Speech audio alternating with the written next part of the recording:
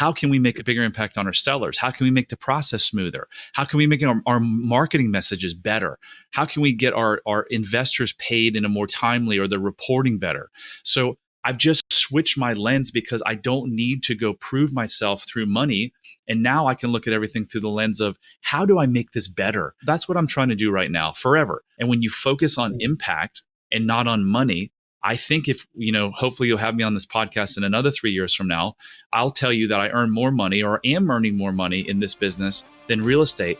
But it's because I focused on the right things. I focused on truly helping people change and transform their lives.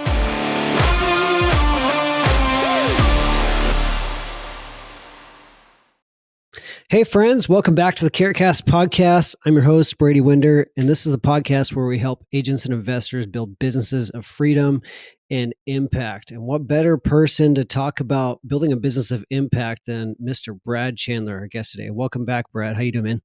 Hey, I'm awesome. Thanks for having me. Absolutely. So we're just talking about this before we hit record. Brad is actually a third-time CarrotCast guest, which is pretty rare. This is my first time getting to interview him. But dude, you were like episode 17 or 18, then episode 100. And we're approaching 500 right now. So it's been almost 5 years since you've been on the podcast. Wow, amazing. Yeah, it's pretty wild. For those of you who don't know Brad, he is the founder, CEO of Express Homebuyers, one of the largest home buyers in America, if not maybe maybe the largest independent home buyer. I don't know. But you guys did 256 deals last year, which is insane. It's a deal every couple of days, more than every couple of days. He's done a lot of deals. Brad, how long have you been in real estate? 20 years is when I started Express Homebuyers. I can't believe it, but it's been 20 years. 20 years. Okay. And you guys are wholesaling, flipping, buy and hold? Yeah, mostly flipping. We don't do a lot of buy and holds because of the markets that we're in, but yeah, the other two for sure. Okay. So you've been in it. You've seen the economy go up and down. You've been through some recessions. So you've weathered some storms. And I want to talk about, your journey through real estate. And, this whole conversation is really about how doing that many deals last year wasn't really the one thing that made you happy. I think we exist in an industry, the real estate investing industry. It draws people in with look at this massive financial opportunity. And all of us, Carrot included, with good intention, we find out hey, the money's not going to make us happy. At some point, we figure that out. But there's always this thought in the back of the head of oh, but what if it's maybe just the next one? What if I could make just a little bit more, a few more deals, a little bit bigger team? But I mean, at some point, that's why I want to have this conversation with you, because 256 deals in a year, I feel like you'd be a pretty good guy to know, how do you find happiness in that in your business? So anyways, give me a little bit more background on your team, on the business, your real estate journey, and then we'll dive into this massive transformation that you've had recently and what that's all about. Yeah, so the story goes all the way back to 9th grade when I read a book on how to buy real estate with no money down by Robert Allen. And I knew at that time that I wanted to do real estate. And it was because it could make a lot of money. That book talked about making a lot of money. And I didn't know it at the time. I think there was a couple reasons I wanted to make money. One is at 10 years old, my mom said we might have to move into public housing. My dad had left. They were going through a divorce and he stopped supporting us financially. And my mom was a single mom and, working 2 jobs. So I think that impacted me. And then I also didn't figure this out until I was 47 years old, but I lacked self-worth. I lacked the feeling of being enough. And so I always thought, my dad showed love through money. So if I make a lot of money, I'll be lovable, I'll be loved, and I'll be worthy. So started in 9th grade, fast forward to 2002, an investor bought my neighbor's house in Vienna, Virginia. I went and talked to him. He said, yeah, I buy houses below market. I fix them up and I resell them. I was like, that's what I'm going to do. So I went full bore head on into it. I was working a full-time job. I'd get home at 6, spend 2 hours with my newborn son, put him in bed at 8 and work from 8 to midnight, pounding We Buy Houses signs, hand addressing hundreds of envelopes, putting door hangers out. I would do that on weekends. And man, Brady, it took me 8 long months to find my first deal. And I just kept getting more and more persistent. And in July, I bought my first deal. In July and August, I bought 6 houses.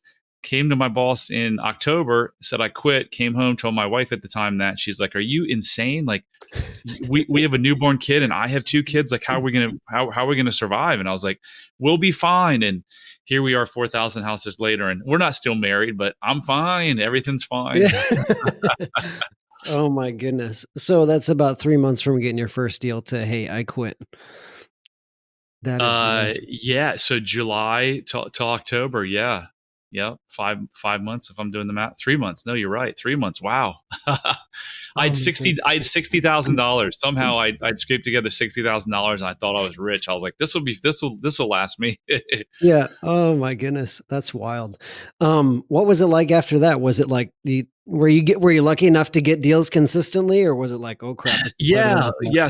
So my dad had done. He was an attorney and he did TV advertising. He was like one of the first attorneys in the country to do TV advertising. In fact, his partners were like, "We can't do that. It's unethical." And he was like, "Well, screw you. I'm leaving you." And he went and found two other partners, started a firm. So I was looking for a partner and I found an amazing partner. We're still partners to this day. I bought a house in his neighborhood and I stuck I am a master marketer. I stuck my "We Buy Houses" sign in the front yard, and he called me. And he's like, couldn't believe someone could buy in his neighborhood because it was a decent neighborhood. And we had a chicken cheesesteak at this Latino chicken rotisserie place. And I had zero money. I mean, I say I have $60,000, but I had a negative $80,000 net worth. So I probably still had a negative net worth when I talked to him in October. And I looked for a partner and he's like, "Hey, I've got 10 grand." I was like, and I told him my mission of TV advertising in this nationwide company. So we started out small, probably spending 5 grand a month on TV. And then we just increased and started hiring people and started splitting up duties and just grew like any business. So you had the vision for national from the start. It wasn't, "I'm gonna, just go after my local market." Is that right? No, because dude, when you don't feel worthy, I mean, the Mm. one market won't make you feel worthy. I needed to do the whole country. Yeah, and I didn't. I never quite really pulled it off. I guess I bought houses in I don't know how many, 15 states, 12 states, 16 states. So never got to my national presence, but it's okay. That's a pretty far reach. That's a lot of states. Um, how many people are on the team right now, the Express Home Buyers?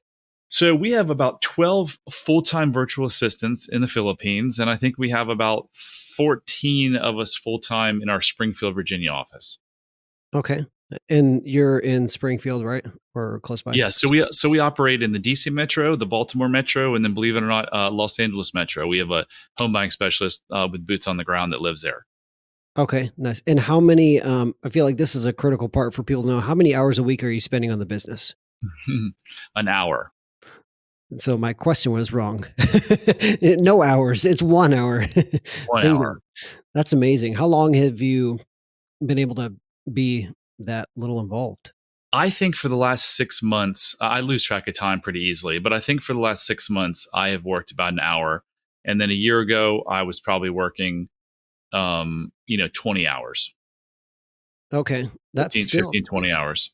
that's amazing, and I'm sure before that, there were probably years of 60, 80 hours a week, or weeks where you just don't count maybe? There were very few times where I worked a 60 to 80 hour work week, honestly. Mm, It's interesting because when you feel unworthy, oftentimes I work with a lot of clients whose addiction is work. yeah, And my addiction wasn't so much the work and the hours, it was the constantly trying to do more. So I would take all these risky chances, opening a new market. And we made 5 business mistakes. It cost me $9 million. So for me, it was never about, I want to work 100 hours a week. It was always just thinking like, what's the next greatest thing? How do I hit the home run to make a lot of money so I can be happy and be worthy? interesting, interesting. So tell me about this transformation you've had recently and kinda what led you to, like, was there an epiphany moment of, like, yeah, just take me back through the last few years? Yeah, so you'd think that, right? When someone goes through a major life transformation, you're like, "What? Did you hit rock bottom? Did you end up in prison? Did you get a Yeah, DUI?" yeah, None of that happened. I was actually in the process of trying to get my son at the time. I guess he was 17, 18. I was trying to get him self help for major anxiety that he had, mm, and I was on the phone with a performance coach, and she's like, "You may have some unresolved childhood trauma that's affecting your child and your life. Do you want to come, to this intensive with my husband and I?" And I said, "Sure." and I went out for a weekend in Park City, Brady. And in a weekend, actually, really in a 3 hour session in this bedroom in an Airbnb, I'm laying in this nice, comfy bed, and he's talking me. This ex Navy SEAL is talking me through my childhood and the events that happened. I walked out of that room a completely different human being. So, no, I wasn't looking for anything. If you would have asked me 3 years ago, do you love yourself? I'd have said, of course I do. Do you have high self esteem? Of course I do. Do you care what other people think? No, I don't care what other people think. Those are all lies that I was telling myself. Mm. I made all the money. That's not true. I didn't make all the money. I lost a lot. I lost $9 million. So I did make a lot of money, but I gave a lot of money back. So I'm not Yeah. financially, like, I can't retire tomorrow. I still need to work. I still need to, because of those mistakes. But yeah, I told myself a lie, despite everything I had in the luxury car and the yacht and the business that made millions and all these houses. Yeah, I wasn't fulfilled at all. I wasn't fulfilled at all. So Mm. went through this transformation, and the last 2 years have, like, I was literally and figuratively born again. I am like a different human being, and I see the world.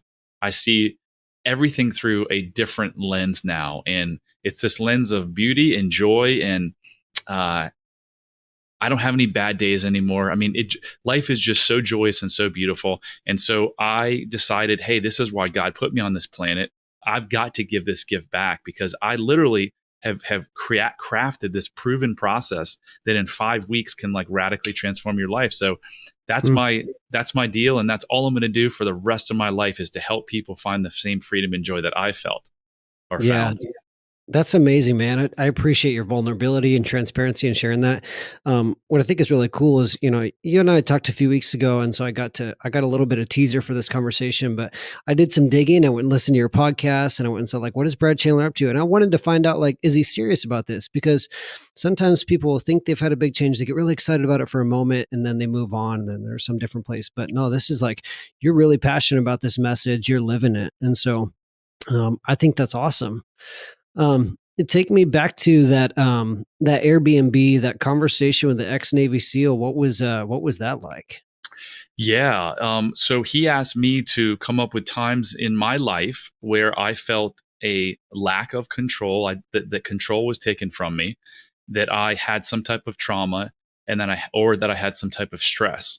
So we worked through these, and he asked me a bunch of questions around those on, what did it mean? What did you feel? What was the meaning that you put into that? And one of my mentors talks about trauma isn't the actual event that happens to you. That's a traumatic event. The trauma is actually the story and the meaning that you place on that traumatic event. Mm. So through things, through my dad, hitting me with a belt, through my dad making fun of me, through my parents arguing, I came up with these coping mechanisms, because when you're 6 years old and something bad happens to you, how do you make sense of it? Well, it must be happening because I'm bad. There's nothing wrong with my parents. As a child, you don't look at your parents and be like, they're really messed up. When you think a parent stops loving you, you don't stop loving the parent. You stop loving yourself. So that's basically what I did. And we Mm. came up with these meanings, which are untruths, which almost every human being lives with, some type of these untruths that cause suffering. All of 99% of suffering in this world, Brady, is self-inflicted, and it's from our thoughts. It's from our untruths. So we form those into truths, and then I listen to a recording, and through neuroplasticity, which is it's just a fancy way of saying your brain's natural ability to literally regrow new neural pathways, I changed my thinking, Mm. and thus change my behavior, and thus radically change my life. That's insane. So, in other words, I think it's interesting. You said you came into this intensive, this therapy, without even realizing that you had a problem. You were trying to solve a problem for your son, and then we're invited in. So when you say untruths, I think of it as like a false narrative. And so I love the way you describe the trauma. It's like the traumatic experience happens, and now you're writing this narrative that you believe to be true, but it's not accurate. And so you needed the help of somebody else to come in and say, hey, you wrote this narrative, but here's what actually happened. Here's what you need to kind of rewrite the narrative, rewrite the story, and this is what you need to tell yourself. Mm. Yeah. So like I said earlier, if we have been talking about self-love, first of all, I've been like, I can tune out now. And I can tell you, if you're one of those people that wants to tune out because you hear the word self-love, if you're living in misery or you're struggling, you can tune out and you can continue living in misery, or you can live in the truth that there is something to this self-love thing. I mean, I would have laughed 3 or 4 years ago, but every problem in our world, I can pretty much trace back to an individual's lack of self-love and self-compassion. And why do they have a lack of self-love? Because they weren't born with a lack of self-love. It had to do with something that they went through. So knowing I literally built, Brady, this quiz that was made for someone like me who's listening to this podcast saying, no, I got it. Well, if you got it, great. But maybe you don't. And if you don't got it, then that means that all of your relationships and your health and all of your life is affected. So I created this self-love quiz. It's only 12 questions. It takes like 2.5 minutes at bradchandler.com/quiz. Go take it and see where you stand. If you have extreme self-love, man, let me know, because I want to talk to you. Maybe I'll bring you on my podcast. But if you have lack of self-love or mild self-love, I promise you your life is being negatively affected. And don't look at it as woe is me. Look at it as, oh my gosh, my life can get so much better. And it doesn't have to take like years of therapy. Yeah. So in that conversation, when you had this transformation, did you talk about what, or did you learn more about what fueled you for most of your adult life? Like, was there any negative or dirty fuel that you became aware of through that? Of course, the whole fuel was I needed to make money. I needed to make a lot of money because it would prove my worth. I was always comparing. I'd go to the masterminds, and man, if anyone made more money than me, I would feel inferior to them. And the reverse of that was true too. If someone made less money, I would feel this superiority. I mean, it was so flawed and so broken, but that's what my mind was just doing its job, right? I have compassion for that self now, right? Because it was hurt. It was hurting. It didn't help me at all. When I compared myself and felt inferior, it was bad. When I felt superior to someone because of less money, like, who am I to think I'm superior because I have more money? Like, that's silly. Like, it doesn't matter how much money we have. It's who we are as a soul. And at our core and our essence, everyone's good. No one was born. Hitler, for God's sakes, wasn't born Hitler. Hitler went through some terrible stuff. And I'm not at all saying what he did was right, but I'm just like the Jeffrey Dahmers of the world. And like, they went through terrible childhood shit. Show me a terrorist, or show me someone who has committed murder or hurt someone badly that had a loving relationship where their needs were met as a child. If you can do that, I promise you, I'll take you out personally to the nicest steakhouse in the United States, because you won't find them. And that's the problem with the world. But how often do you hear talk like this? You don't. And so that's why I get so passionate. I want to scream from the mountaintops, because every single problem you have in life is a thinking problem. And the thinking comes from this childhood programming. So all you really have to do is get your thinking straight, and the world would change. If I could multiply myself by 100 million people and go into prisons and hospitals and schools, oh my gosh, like, fast forward a year from now, like, our world could be completely different. Everything can be better through this self-love and through compassion by just changing your thoughts. So what are some of those thoughts that, what are some of the things you do practically to tell yourself now that you've kind of trained yourself to speak this into your life? It's so your brain wants to do what's familiar, and I've been doing it for so long now, Brady, that it's just familiar to me. It was probably 8 months ago that I did something. I dropped something and I went to say idiot, and I caught myself. I don't go there anymore. There's no negative self-talk. But for someone who does have a lot of negative self-talk, you've got to know that the truth is you are enough. So when you call yourself fat or disgusting or lazy or I'm not enough, they're all lies. You may be overweight, but you're overweight because of the programming and the thinking, and you telling yourself that you're overweight. And if you've lost a bunch of weight and you've put it back on, people come to me and they're like, hey, I just lost 40 pounds. And I truly am grateful. And I tell them that's awesome. And I'm proud of them, right? But the second question I always follow up with is, did you figure out what caused you to put the weight on in the first place? Because if you didn't, the weight's going to come back. So it's all this thinking is just, you've got to you've got to treat yourself like the hurt little sick. We're all just 6-year-olds in adult bodies. You got to treat yourself like that. and you got to treat yourself like your own best friend. If you wouldn't say it to your best friend, freaking don't say it to yourself. Yeah. I did. Yeah. I did a TikTok yesterday that's approaching like 200,000 views. It was of me finding hamburger meat that I left in the car overnight, tossing it in the trash can, and saying, "Okay, $17, big deal." In the past, I'd have been like, "What a freaking idiot! How did you do that?" And I got all this hate about, well, if you didn't have the money, it would be different. And my response to all these, I couldn't, there was literally 1,000 comments. I couldn't respond to 1,000 comments. But my response was, if I didn't have the money to buy the hamburger meat, what good would it do if I beat myself up? It wouldn't Yeah. do any good. So whether you have a gazillion dollars or you're poor, if you make a mistake or if you don't make a mistake, you're not doing yourself, your spouse, your relationship, or your kids any good if you're sitting there negative self-talking yourself. Yeah. I love that. It makes sense. Yeah. You're not doing yourself any favors either way. Huh. No. Yeah, it's interesting, talking about fuel and like what drives us to do these crazy ambitious things. I used to think like only certain people had a quote unquote chip on their shoulder. I don't love that phrase, but like, oh, that guy, he's got a chip on his shoulder, and you can see that in some people. It's really obvious. But I think through a lot more conversations I've had and with people like yourself, it's like I think we all have a chip on our shoulder to some degree. It's just a matter of like how big is that chip? Hitler's was massive, couldn't handle it, couldn't deal with it. Some of it's smaller. We've been fortunate enough to have smaller chips on our shoulder, but like we're, to some degree, we're maybe if it's not all the time, we're always trying to, or all of us are trying to prove something in some way, shape, or form. So it sounds like that's been a huge part of your journey is realizing I don't have anything to prove. I don't need to make a certain amount of money. I don't need to show anyone how successful I've been. So I think that's really cool. That was the single biggest thought I had in that house in Park City that weekend. That resonates more than anything.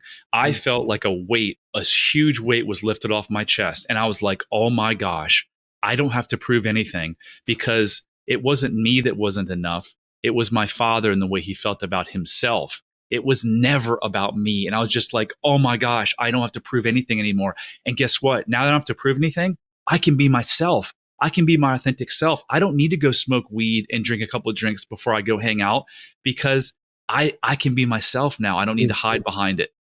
That is freeing. That is super freeing. The thought of like not needing to change into a different mentality, different, sober versus, not sober. Yes. I love that.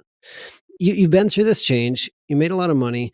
I feel like it would be easy to say, you know what, I'm done with real estate. I'm out of the game. But there's a reason why you still want to make the money and have an impact. So what's driving you on the real estate side? Like, why keep that up? I mean, in all candor, if someone came along and said, here's a check that would work for you for Express Homebuyers, I would probably move on. It is because no one has offered that yet. But I know that God put me on this planet to do this work. I'm decently good at it. I'm getting better by the day. And there's been nothing in my life that has even come close to being as fulfilling. I can literally go to the beach for 8 hours and like read a psychology book. And then when I'm done with that, I can pick up another one and another one, and another one. I've read 50 books in the last 2.5 years, and maybe one business book. They were all around the subject. So I still have a lot of love for my company, and we employ people, and we have, we that's how they feed themselves and their family, right? So it's throwing off cash. I spend an hour a week in it. I do want to grow it. So I guess it's kind of it's like a little bit of a struggle now. I love everyone there. I love the people, and I see a huge opportunity. So what we may do is we may just go hire more people. We actually talked about that on the managers call yesterday. It's just hiring more people and starting to grow. We've got a good management team in place. I've got a CFO who's done a lot of great things in the last 2 years, and we may continue to grow and expand. Well, it sounds like it's a great vehicle for your mission. For a lot of people, it's hard to, support the mission without the vehicle. But you have a network, you have a team there, and there's impact you can make on the team. Yes, I've coached a number of people who had heartaches and stuff that are now in a different place, that are on the team. That's incredible, man. Talk to me about impact. When we had talked on the phone prior to the podcast, you had said something along the lines of, I used to think it was about the money and the freedom, but I'm realizing it's more about the impact. I can relate to this 1,000%. Our entire Carrot's entire company mission is to help investors and agents build a business of freedom and impact. We used to try and draw people in more often with the finances, and we're guilty of that. Like, look at what you can do in this industry, and that's still true if you put in a lot of work. Like you said, 8 months to get your first deal, but over the years we've learned, and Trevor has learned firsthand through a journey somewhat similar to yours, is that the money didn't do it for him. The money doesn't do it for people. And so drawing people towards that impact part. So what is that? What does that mean to you? I mean, look, like it's just how I live my life. Every single day I wake up and I think like on the Brad Chandler coaching, how do I get my clients better success? How do I get them more long-term success? I'm always thinking about how can I make an impact on them. In the Express Homebuyers business, I've started coaching my employees from a personal standpoint, not about trying to make more money, but what's going on in your life that I can help you with. How can we make a bigger impact on our sellers? How can we make the process smoother? How can we make our marketing messages better? How can we get our investors paid in a more timely, or the reporting better? So I've just switched my lens because I don't need to go prove myself through money. And now I can look at everything through the lens of how do I make this better? How do I make everyone around me? That's what I'm trying to do right now forever, is how do I make everyone's lives around me better? And when you focus on impact and not on money, I think if, hopefully you'll have me on this podcast in another 3 years from now, I'll tell you that I earn more money or am earning more money in this business than real estate. But it's because I focused on the right things. I focused on truly helping people change and transform their lives. How does that feel? I've never experienced anything like it. I got a text message a month or so ago from a gentleman that I started working with 8 months ago, and he was on the brink of divorce. And he sent me a text message saying, "Thank you for changing my life and my family's life." And he just went on a 2-month cruise with his wife. And I hung out with him a couple of days ago. He's like, "My marriage is great." And it's like it keeps growing. Did I ever have a single marriage counseling session with them? No, because a problem with a marriage or relationship is never about the actual relationship. It's always about the relationship each person has with themselves. So the feeling is it's unparalleled. I've never felt it before. It's quite amazing. Thanks for sharing that. I think a lot of people, myself included, like we're all chasing that feeling, but we're going about it the wrong way. We're going about it through the business or through the money. And so thanks for elaborating on that. It's Sure. unreal, man. What I'm hearing through you talking about investing in team members, and you've put people over profits. You've made people the focus. And when you do that, it's like, it seems counterintuitive, but just the feeling you get from like seeing people's lives change, your team members, even sellers, and the other people you work with in the industry, it's amazing. Absolutely. I volunteer a little bit on a small scale with this organization called Heart Support. So they're in the mental health space. And really what they do is they provide hope and encouragement to people online. So they've got basically forums online where if someone's struggling, they go to the forum, say, "Here's what I'm struggling with," and people will reply. So that sort of thing. But they've also integrated with social media so that they can recognize if someone's posted on social. I get I'll get texts every week. I set up text reminders, say who's reaching out for support. Their post will come to my phone, and then it'll give me the opportunity to reply to them. And so this Tuesday, I get a text and someone's like, "Hey, I'm struggling with this. I'm struggling with my self-worth, struggling with love. I don't feel like I'm enough." A lot of the things that you're talking about. And I was able to just reply and just say, "Hey, you're enough," and just give a really encouraging reply there. And I do that, and a lot of times it feels like, is this going anywhere? Did this make a difference? But then every once in a while, you hear, that becomes a two-way street, and you hear somebody say like, "Hey, this really changed my life," or this person. What I'm getting at is this week I heard about one of the members of the group of the forum. They were suicidal.